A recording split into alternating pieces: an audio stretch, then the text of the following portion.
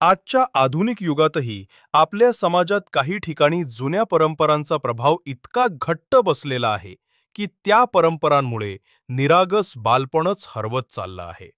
आणि याचाच जिवंत उदाहरण म्हणजे लहान वयात होणारे लग्न, म्हणजेच बालविवाह, ज्याला कायदा स्पष्टपणे गुन्हा ठरवतो. आणि तरीही काही ग्रामीण भागात किंवा सामाजिक दडपणाखाली ही प्रथा आजही कायम असल्याचं दिसून येतं.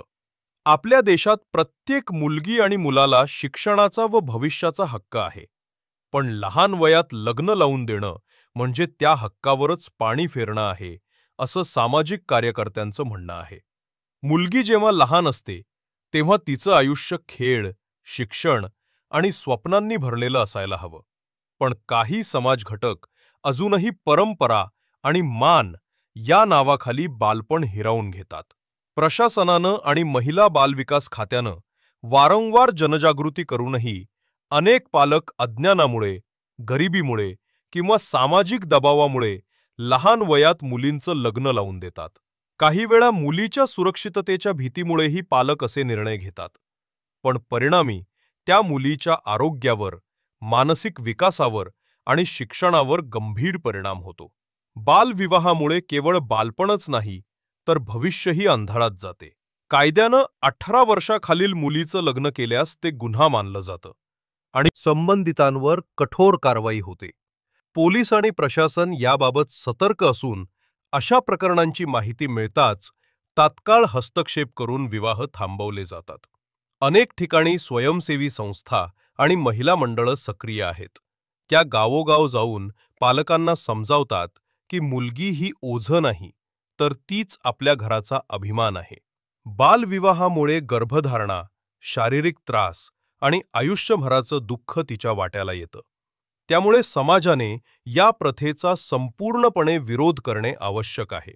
गावांमध्ये, शाळांमधून आशा वर्कर आणि शिक्षिका यांच्या माध्यमातून मुलींना शिक्षणाचं महत्त्व सांगितलं जातं. सरकारकडून बेटी बचाओ बेटी पढाओ, सुकन्या योजना अशा उपक्रमांद्वारे पालकांना प्रोत्साहन दिलं जातं की त्यांनी मुलीचं लग्न नव्हे तर शिक्षण प्राधान्याने द्यावं.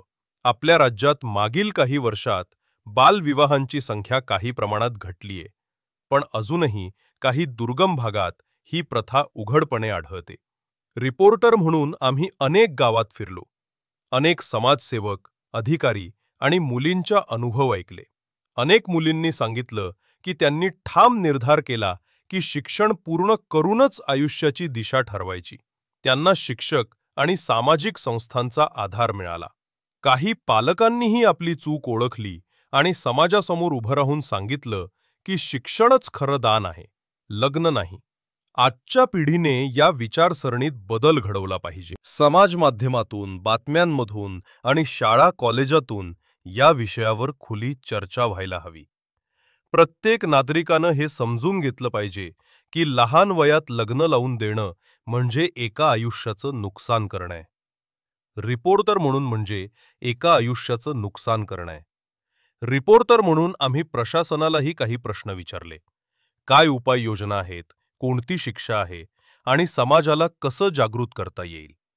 अधिकाऱ्यांनी की आता कायदा अधिक कडक करण्यात आलाय. गाव पातळीवर बालविवाह प्रतिबंध समित्या स्थापन केल्या आहेत. ग्रामसेवक, पोलीस, आशा वर्कर आणि शिक्षक यांना विशेष प्रशिक्षण दिलं जात आहे. लोकांनी जर कुठे असं लग्न होताना पाहिलं तर त्वरित 1089 किंवा स्थानिक पोलीस ठाण्यात माहिती द्यावी. समाजानं एकत्र येऊन अशा बालविवाहांना रोखणं हे आपलं कर्तव्य आहे. आपलं उद्दिष्ट फक्त कायदा अंमलात आणणं नसून मुलींचं भविष्य सुरक्षित करणं हे आहे. रिपोर्टिंग दरम्यान अनेक प्रेरणादायी कथा समोर आल्या, ज्या मुलींनी समाजाला दाखवून दिलं की शिक्षण आणि स्वावलंबन हेच खरं सामर्थ्य आहे. काहींनी शिक्षिका बनून आपल्या गावातच बालविवाहाविरुद्ध मोहीम उभी केली. काहींनी पोलीस अधिकारी बनून इतरांना संरक्षण दिलं. अशा उदाहरणांनी समाजात बदल होताना दिसतोय. पण हा प्रवास अजून संपलेला नाही. आपण सर्वांनी मिळून ठरवलं पाहिजे की जोपर्यंत एकही मुलगी 18 वर्षांपूर्वी लग्नाच्या बेडीत अडकतीये, तोपर्यंत आपली झोप हराम असली पाहिजे. आपल्या मुलीचं शिक्षण, आरोग्य आणि स्वाभिमान हेच खऱ्या अर्थाने तिचं दागिनं आहे. तिच्या हातात पुस्तक असू द्या, मंगळसूत्र नव्हे. चला, आपण एकत्र येऊ, आवाज उठवू आणि असं समाज निर्माण करू जिथे प्रत्येक मुलगी मुक्तपणे. धन्यवाद.